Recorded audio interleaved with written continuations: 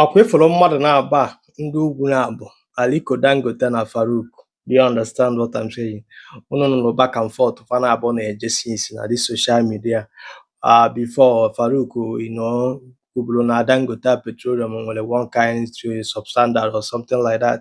They nwere a lot of sulfur n'ime the petroleum a na-eresi ndị Nigeria. Ekwugide nke a mechaa gafee, ọ dị ka enyere test Dangote agafeli ya. Now Dangote last interview na-ekwu that na Farouk ji over all the cost not $5 million, well as ụmụ ya now about four of his children, about Farouk children, na oversee na Switzerland.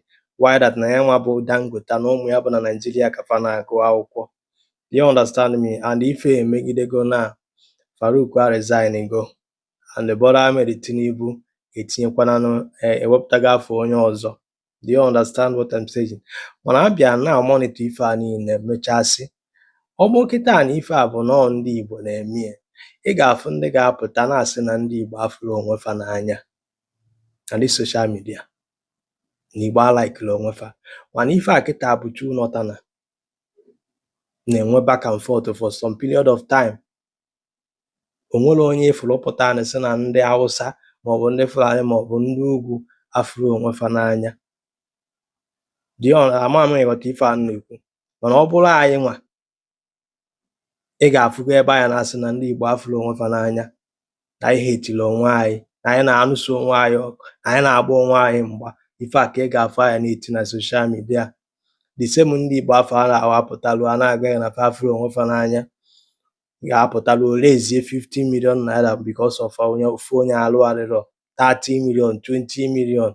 Onwe tribe ọzọ na-eme na this country ka ọ Nigeria, mana fa ga-apụta na ipurisi gị na Igbo afụrụ onwe fa n'anya. Do you understand me? Iwọchi ya since kịta ife a na-afịọ to the extent na ya bụ nwanne Dangote bụ onye ugwu a resign go from the office. Do you understand me? Because of the allegation Dangote wepụtara that na nwanne ya nwoke anụnwa ji ego ndị Nigeria, ego ole bụ salary ya, ọ ga-eji wee were almost $5 million wee na-azụ ụmụ ya for outside Nigeria. Why that na enwere a lot of children na this country nwere ike access education because of money. Ịma ego ole bụ $5 million according to ife Dangote na-ekwu.